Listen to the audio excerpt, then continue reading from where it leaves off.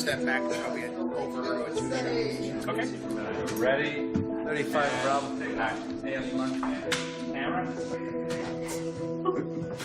Christian is a 28-year-old billionaire in contemporary times living on the West Coast. We really wanted to have a sense of place. Where do these characters live in their heart?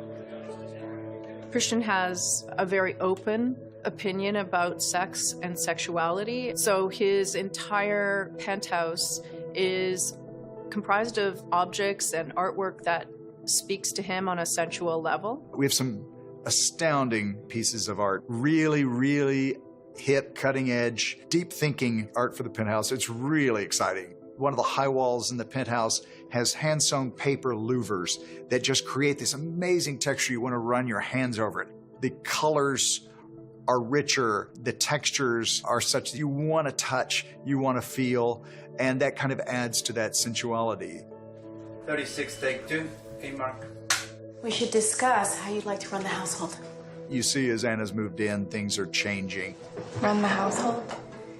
Dinner menus, the wine list, the flowers, what changes you'd like to make to the decor? His home is their home, but I think that it's less finding her position as Mrs. Gray, but more about them figuring out how to coexist and how to respect each other in a sort of power dynamic, because they're both quite stubborn people.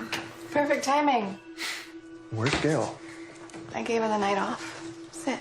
We leave off on darker in a happy place. There's a proposal, there's an acceptance of a proposal, and then we start Freed, where they have to face up to the realities of what it is like to be married and how, when you marry someone so quickly, things don't always go according to plan. I could get used to this.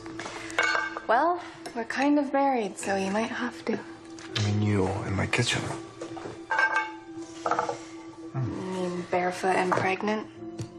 As someone who's been married for a very long time, you do sort of knock the corners off each other, as it were. It's Christian and Anna are beginning to do that in Freed. I was only joking. I'm guessing it wasn't the barefoot part of that made you nearly choke on your food? You do want to have kids someday, right? It's a whole new journey for our characters. Someday, sure.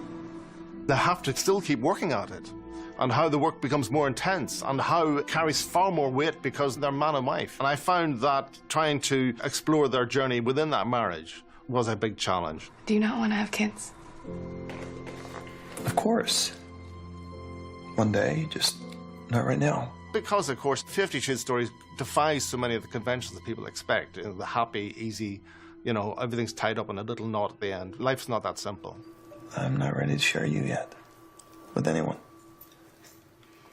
Nice, Scott. Very good. Let's do one last time for luck.